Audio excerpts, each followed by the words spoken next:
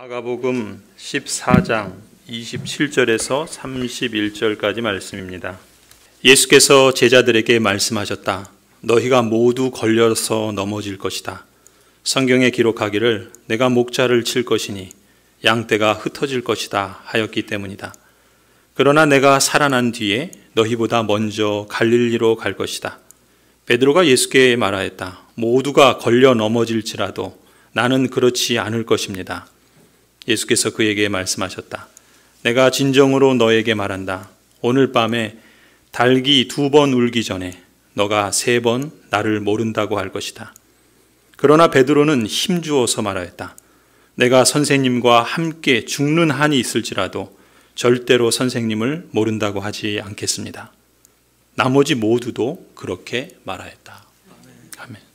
앞서 마가복음 14장 18절에서 예수님은 제자들과 마지막 유월절 만찬을 하시면서 너희 가운데 한 사람이 나를 넘겨줄 것이라고 예고하셨습니다.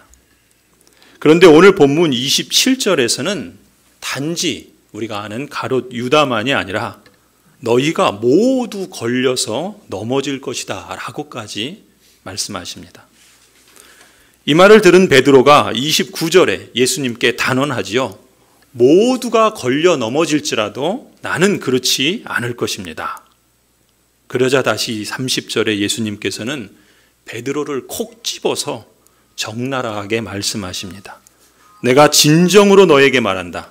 오늘 밤에 닭이 2번 울기 전에 너가 3번 나를 모른다고 할 것이다. 그러자 31절에 베드로는 더욱 힘주어서 대답을 하죠. 내가 선생님과 함께 죽는 한이 있을지라도 절대로 선생님을 모른다고 하지 않겠습니다. 무슨 말이에요? 만일 그러면 내 손에 장을 지지겠습니다. 이런 식의 호언장담을 하는 거지요. 그런데 이런 호언장담은 베드로만이 아니라 나머지 제자들도 이구동성으로 합니다. 31절 후반절에 보시면 나머지 모두도 그렇게 말하였다 기록하지요. 여러분 오늘 본문을 읽다 보면 몇 가지 궁금한 점이 떠오릅니다. 먼저 예수님은 왜 제자들 모두가 걸려 넘어질 것을 미리 말씀하시는 걸까요? 왜 제자들이 걸려 넘어질 것을 굳이 예고하시는 걸까요?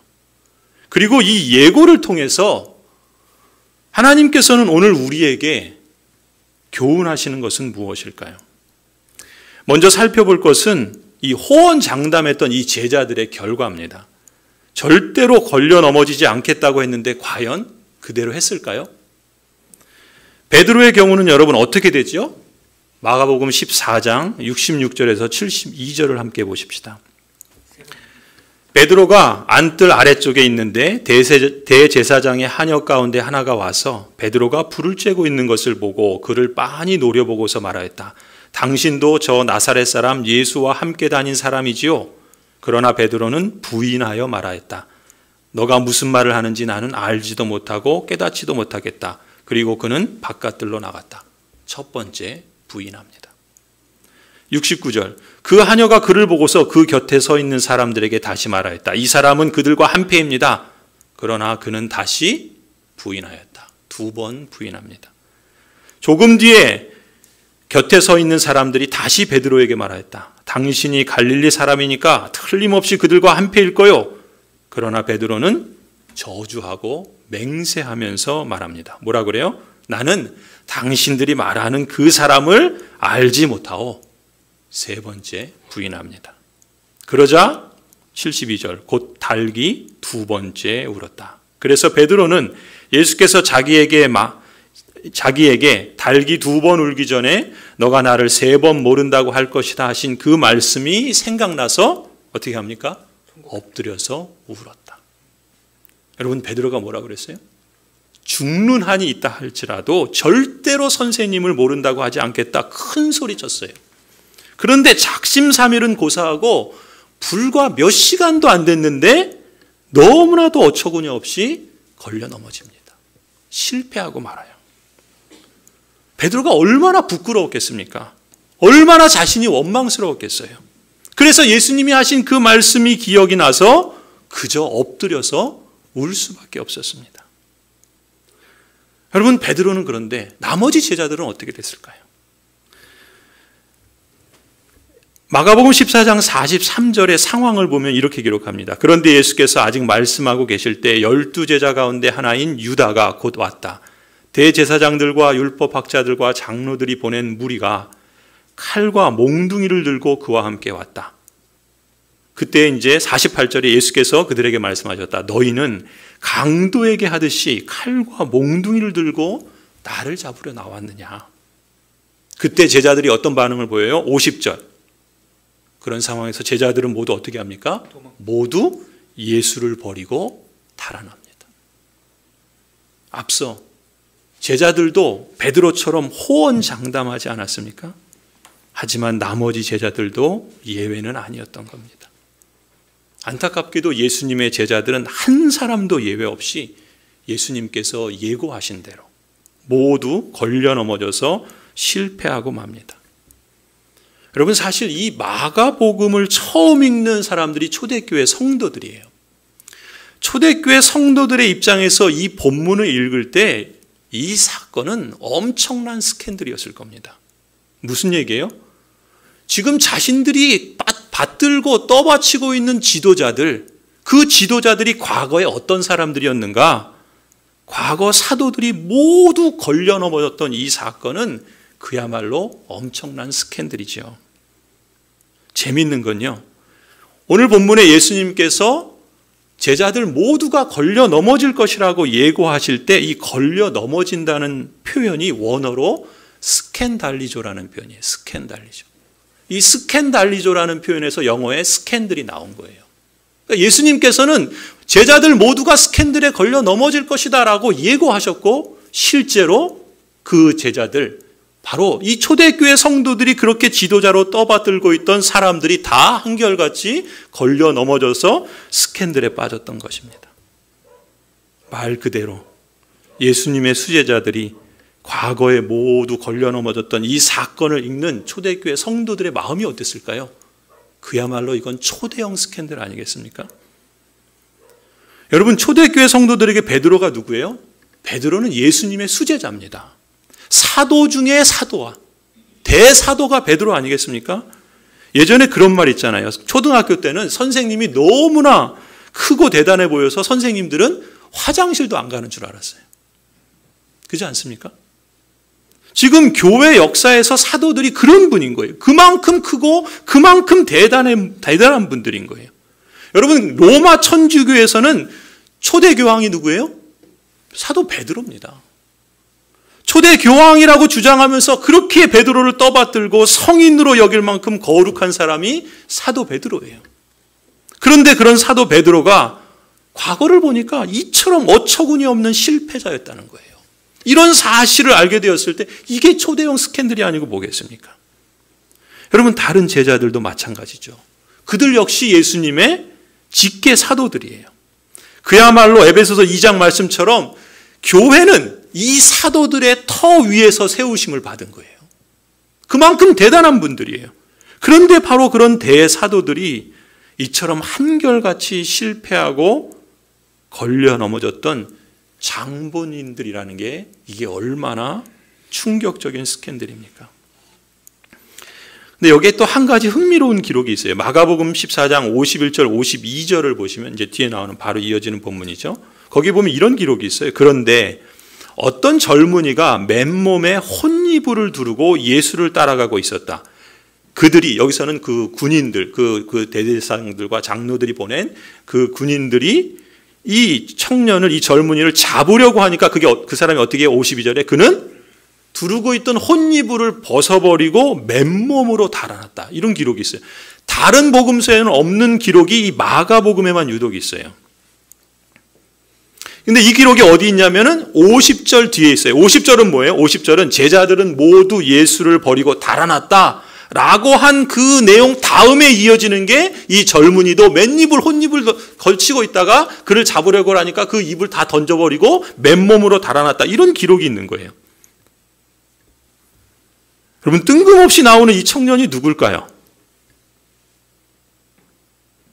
학자들은 이 청년이 바로 마가복음을 기록한 마가라고 그래요. 자신이니까 누구보다 더 잘하는 거예요. 그런데 여러분, 마가복음 1장 1절에 어떻게 시작하죠? 하나님의 아들 예수 그리스도의 복음의 시작은 이러합니다. 장엄하게 선포합니다. 지금 이렇게 멋지게 복음을 전하고 있는 사람이 마가예요. 그런데 지금 마가 자신도 전에는 어떻다고요? 혼입을 걸치고 따라가다가 사람들이 잡으려고 하니까 그냥 혼비백산에서 입을 다 내팽개치고 맨몸으로 도망쳤던 장본인이라는 거예요.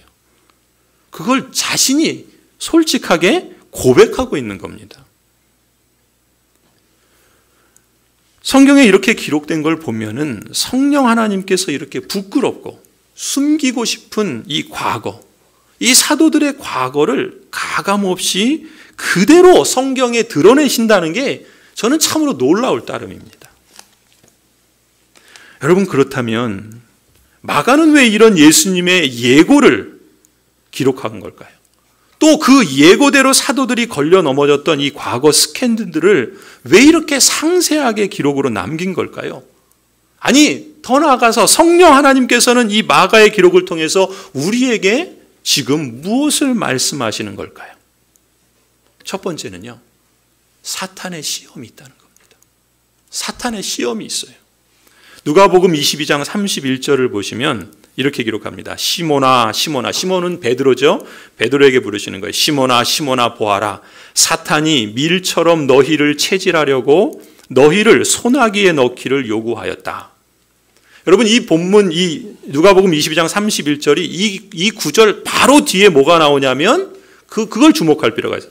이 바로 뒤에 베드로가 호언장담하는 말이 나와요. 오늘 우리가 본문에 읽은 내용이 누가복음에도 있는데 지금 예수님께서 베드로에게 말하는 거예요. 시몬아, 시몬아, 사탄이 밀처럼 너희를 체질하려고 너희를 소나기에 넣기를 요구했다라고 그 다음에 이 30절에 보면은 베드로가 예수께 말합니다. 주님, 나는 감옥에도 죽는 자리에도 주님과 함께 갈 각오가 되어 있습니다.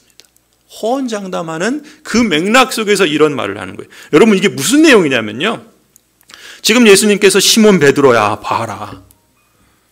너가 앞으로 직면할 일이 무엇인지 아냐? 베드로, 너뿐만 아니라 너희들 모두가 당할 일이 무엇인지 아냐? 사탄이 밀처럼 너희를 까부르려고, 너희를 체질하려고, 너희를 소나기에 넣기를 하나님께 요청했다. 지금 이 말씀을 예수님께서 하시는 거예요. 지금 사탄이 제자들을 시험해도 되냐고 하나님께 요청하는 거예요. 여기서 밀처럼 체질한다라는 표현이 있는데, 여러분, 제가 어릴 때 시골 외할머니 댁에 가면 흔히 보던 타작마당의 그 그림을 연상할 수 있습니다. 여러분, 타작마당 아시죠? 송풍기를 틀어놓고 작물을 들고서 이렇게 흩뿌리면 어떻게 됩니까? 알맹이는 땅에 떨어지고 그 나머지는 다 그 바람에 날려 버리잖아요. 모르시나요? 아시죠? 저만 하는 게 다 아시죠? 다 모르시는 표정이신 것 같아가지고. 지금 이 밀처럼 체질한다. 우리 그 개역개정에 뭐라 그래요? 그거를 까부른다. 밀을 까부른다라고 하잖아요. 그러니까 이게 바람 불어서 이렇게 내리면 다 이렇게 까부르는 거예요. 알맹이는 떨어지고 그 껍데기는 그 나머지는 다 날아가 버리잖아요. 지금 뭐 한다는 거예요? 지금 마찬가지로 사탄이요, 알곡이 아닌 것들은 어떻게 한다는 거예요? 마음대로 다 흩어버리게 만들겠다라는 거예요. 그거를 지금 사탄이 하나님께 요청했다라는 거예요.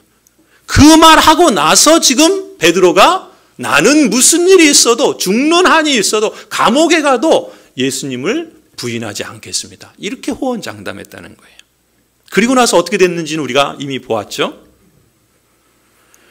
여러분, 사탄이 시험하는 일이요, 베드로에게만 있는 것이 아니라 신자인 우리들에게도 있습니다.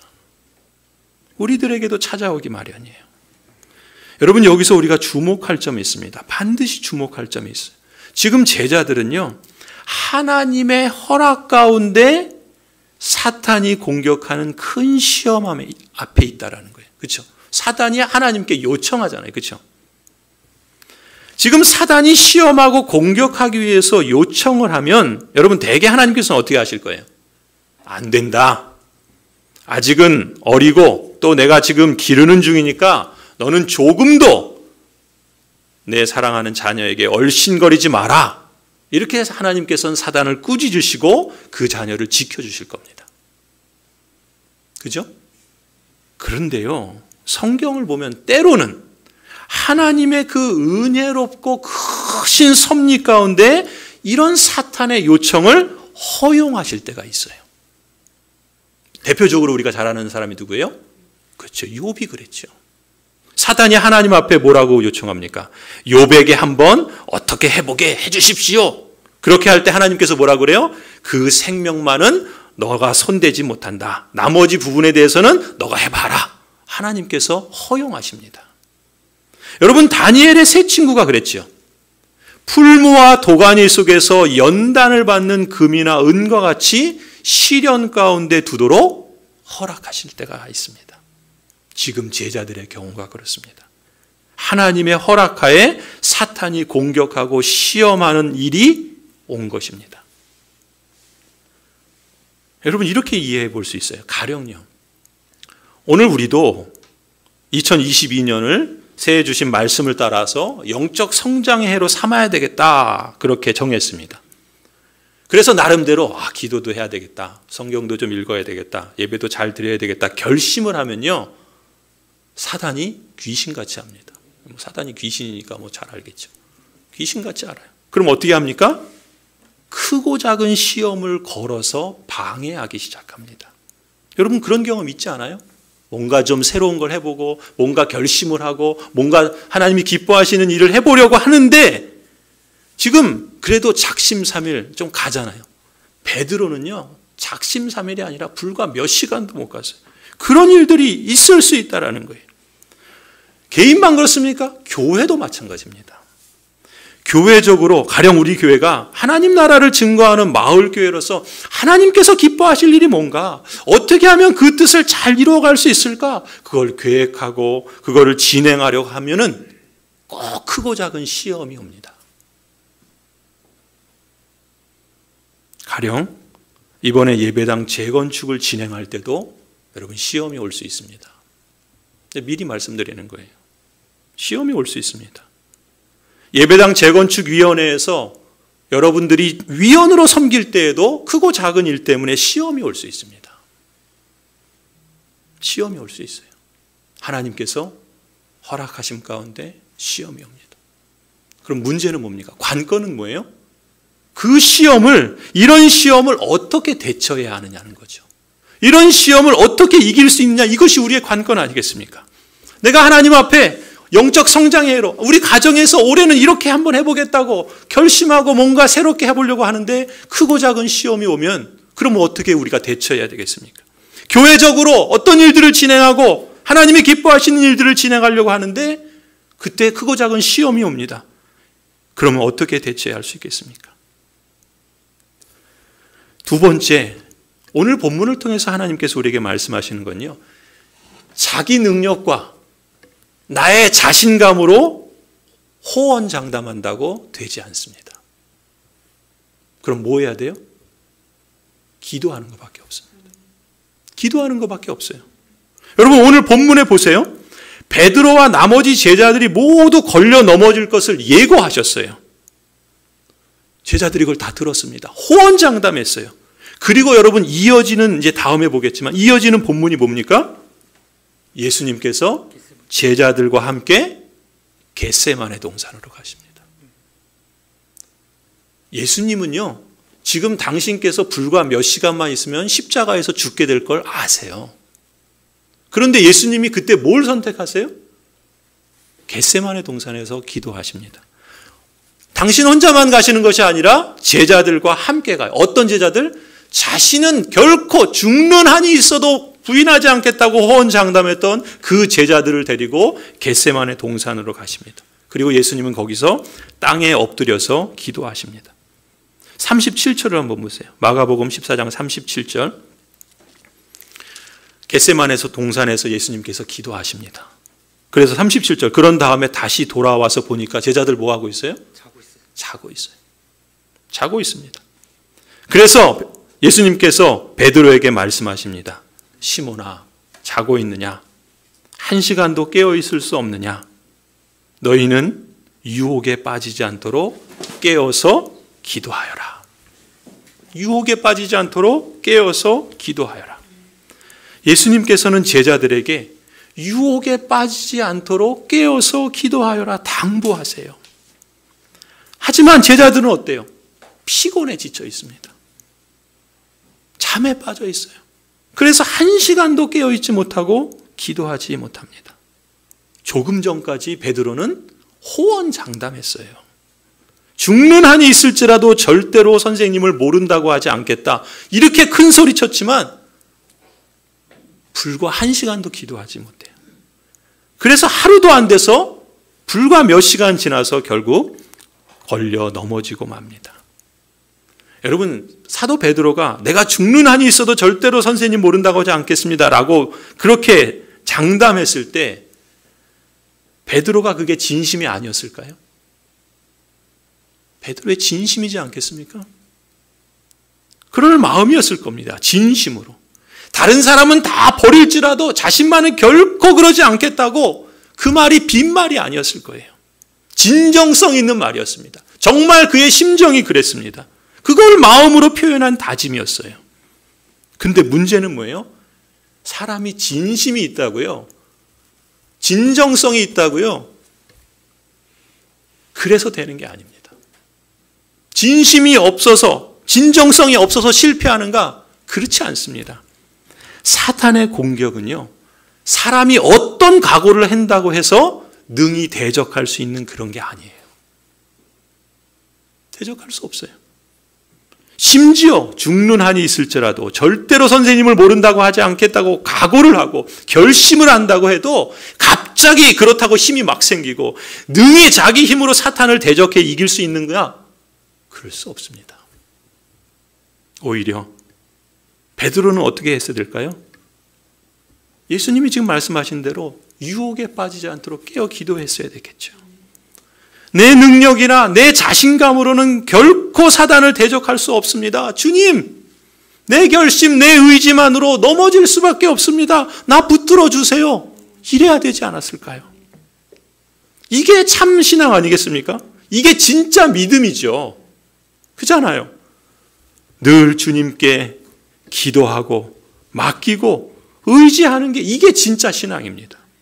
이게 영적 성장에서 아주 중요한 그런데 기본적인 원리입니다.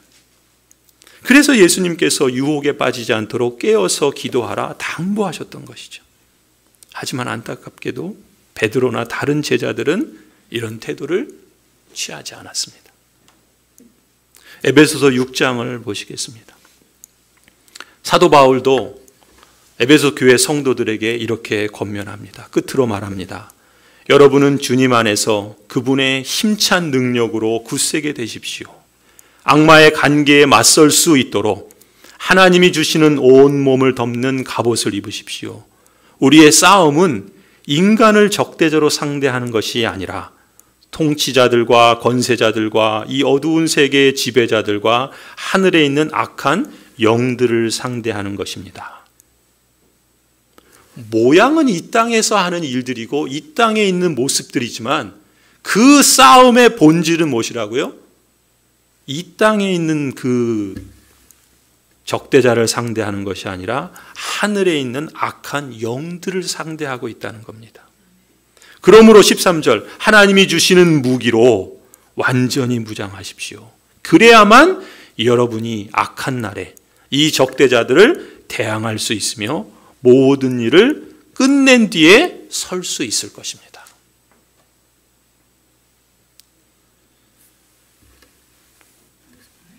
우리의 진정성, 우리의 진심, 우리의 자신감, 우리의 능력, 우리의 경험, 우리의 생각, 우리의 힘, 여러분 그것으로 될 줄로 생각하지 마십시오. 시험이 곧 옵니다. 어떻게 해야 된다고요? 이 악한 날의 적대자들을 대항할 수 있는 그 힘은 하나님이 주시는 무기로 무장하는 것밖에 없어요. 그래서 예수님 말씀하신 것이 그게 기도입니다. 그게 기도인 거예요. 그래야 모든 일을 끝낸 뒤에 설 수 있는 겁니다. 여러분 2022년 우리가 사순절을 맞이해서 지난주에 광고해드린 것처럼 우리가 매년 사순절 믿음의 도전을 하지요. 그래서 올해는 우리의 교회 상황과 또 형편들을 고려해서 릴레이 1000시간 릴레이 기도를 하려고 그래요.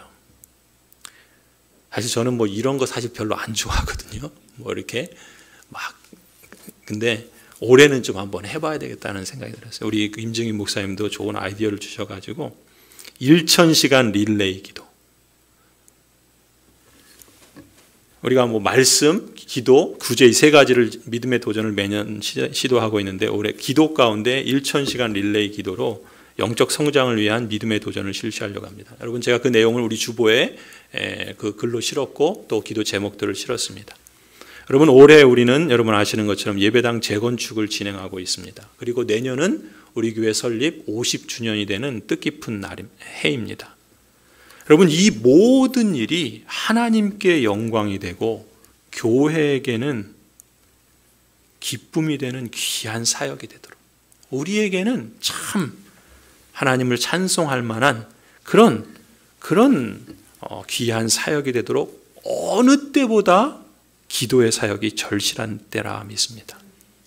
특히 예수 그리스도의 십자가와 부활의 은혜에 감사하며 믿음의 도전을 시행하는 이 사순절을 맞이하면서 여러분 우리 모든 성도들이 기도로 서로 연결되고 함께 세워가길 원합니다. 여러분 우리 교회에 목장이 20개가 있습니다.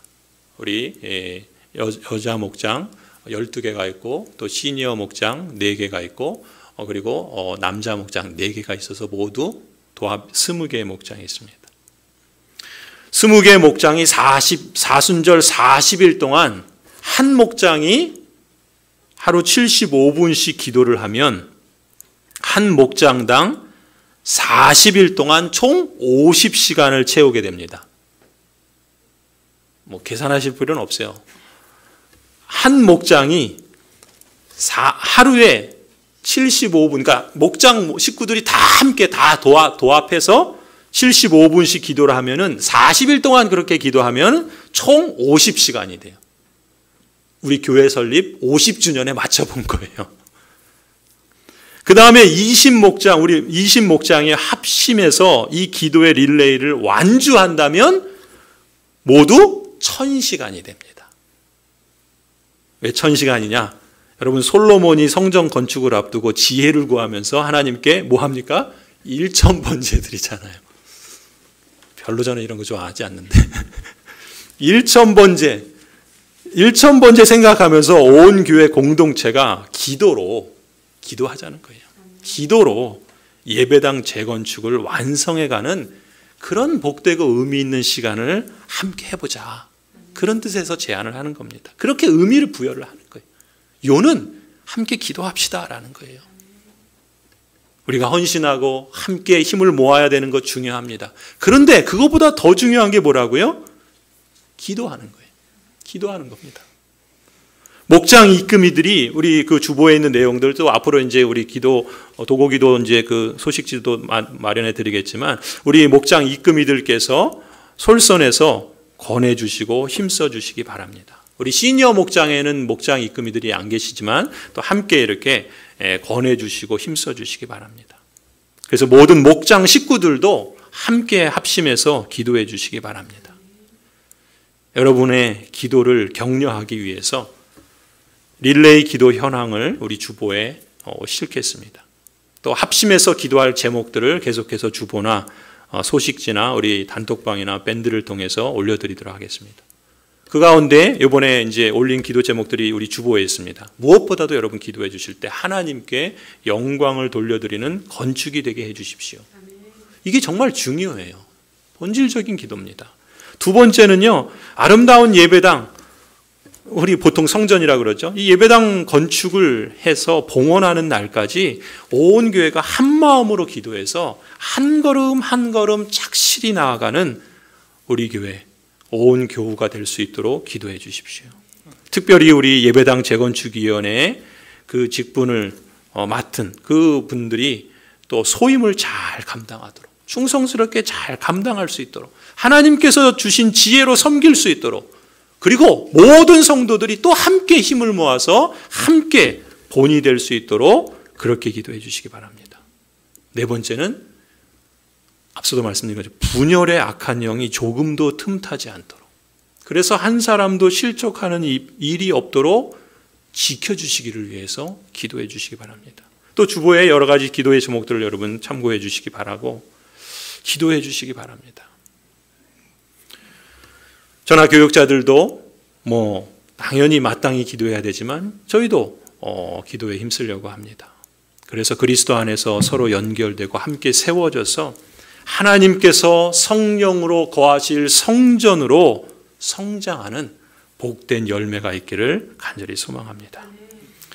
여러분, 설교를 마무리하면서요, 우리가 주목해야 할 놀라운 사실 하나를 짚고 마무리하려고 합니다. 누가복음 22장 31절 32절을 보세요. 앞서 말씀드렸죠. 시몬아 시몬아 보아라, 사탄이 밀처럼 너희를 체질하려고 너희를 소나기에 넣기를 요구하였다. 예수님 말씀하셨죠. 그 다음 이어지는 말씀이 뭡니까? 그러나 나는 너의 믿음이 꺾이지 않도록 너를 위하여 기도하였다. 너가 다시 돌아올 때에는 너의 형제를 굳세게 하여라. 여러분, 이게 무슨 내용이에요? 예수님께서는요, 지금 사탄의 시험이 있을 것을 아셨습니다. 미리 그래서 예고해 주셨어요. 하지만 제자들이 어떻게 됐어요? 이번에는 걸려 넘어질 것을 아셨어요. 그런데 그렇다고 예수님께서는 제자들을 포기하시느냐? 포기하지 않으십니다. 오히려 제자들을 위해서 친히 기도해 주십니다. 예수님께서 친히 기도해 주세요. 뭐라고요? 너희의 믿음이 꺾이지 않도록 내가 너를 위하여 도고 기도를 하였다. 예수님이 친히 기도하십니다. 여러분, 기도해 주실 뿐만이 아니에요. 그 다음 보세요. 제자들이 회복될 것이라는 것을 미리 약속하세요. 그리고 나서 그때 힘써야 될 사명이 무엇인가를 말씀해 주십니다. 너가 다시 돌아올 때에는, 예수님께서 이미 그걸 지금 말씀하시는 거예요. 너가 돌아올 때에는 어떻게 하라고요? 너의 형제를 굳세게 하라, 이렇게 말씀하십니다. 여러분, 실제로요, 제자들은 모두 걸려 넘어져서 배신하고 부인하고 도망쳤습니다. 그런데 어떻게 됩니까? 예수님께서 부활하신 후에 50일 후에 오순절 때 제자들이 회복되죠. 120명, 이 제자들과 이 120명의 성도들이 함께 모여서 기도하며 신약의 교회가 세워집니다. 그리고 이들이 하나님 나라의 증인으로서 열렬히 그리스도를 증거하며 형제들을 굳세게 하는 일을 힘써 실천합니다. 여러분, 그게 사도행전이잖아요. 여러분, 우리 주님께서는 이렇게 끝없는 사랑으로 우리를 불쌍히 여기십니다. 그리고 우리를 회복시켜 주십니다. 그리고 우리를 새롭게 하세요.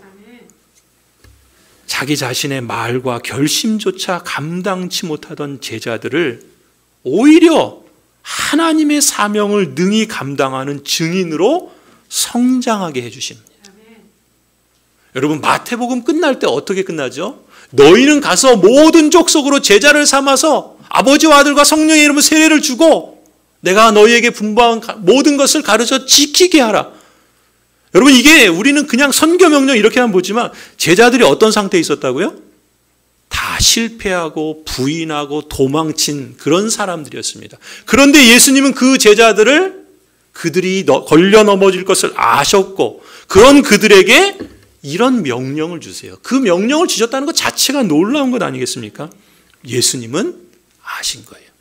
보신 겁니다. 그래서 기도해 주신 거예요. 아마도 제자들은요, 후일에 지난 과거들을, 자신의 과거들을 반추해 보면서 자신들이 얼마나 부끄럽고 얼마나 연약하고 자기중심적이었는가를 깨달았으리라 봅니다. 그리고 그러한 실패를 통해서 예수님이 미리 예고하셨음에도 불구하고 실패한 자신들을 통해서 오히려 그럼에도 불구하고 자신들을 위해서 도구의 기도를, 포기하지 않는 그런 사랑을, 이런 주님의 깊은 사랑과 도구 기도와 더 나아가 새로운 사명을 주셨다는 것을 마음속에 깊이 간직했으리라 봅니다. 그런 제자들이 복음서에 드러났던 그런 오합지졸의 제자들의 모습이 아니라 사도행전에서는 180도 바뀐 모습을 우리가 볼 수 있지 않습니까? 저는 이 본문을 묵상하면서 이들이 바로 상처 입은 치유자다라는 생각을 했습니다. wounded healer. 이들은 상처 입은 사람들이에요. 실패한 사람들입니다. 넘어진 사람들이에요. 그러나 예수님께서는 그들을 위해서 기도해 주시고 그들을 포기하지 않고 사랑해 주시고 그들이 다시 회복될 것을 보시며 그들에게 새로운 사명을 주십니다. 예수님의 보신 대로, 예수님이 기대하신 대로, 예수님이 기도하신 대로 이들은 진짜 상처 입었지만 치유자로 다시 세워집니다. 그래서 주님께서 기도하시고 맡겨주신 그 사명을 따라서 하나님을 영화롭게 했던 것을 여러분 우리가 성경을 통해서 마주하게 됩니다. 성도 여러분, 우리도 마찬가지지 않습니까? 지금도 하나님께서는 때때로 저나 여러분에게 숙제를 내주실 겁니다. 어떤 숙제요? 사탄의 시험을 허락하실 거예요. 그때 저나 여러분이 진짜 주님만 의지하고 사는지 아니면 베드로처럼 호언장담을 하는데 내 힘만 의지하고 있는지 확인하실 겁니다. 여러분, 우리 자신의 힘이나 결단이나 자신감으로 주님의 뜻을 이룰 수 있는 것이 아닙니다. 오직 주 예수 그리스도의 뜻을 우리가 간구하고 성령 하나님을 전적으로 의지하는 그 기본기에 충실할 때 우리는 사탄의 시험에 걸려 넘어지지 않고 성령께서 주시는 지혜와 능력으로 능히 이길 수 있다 믿습니다.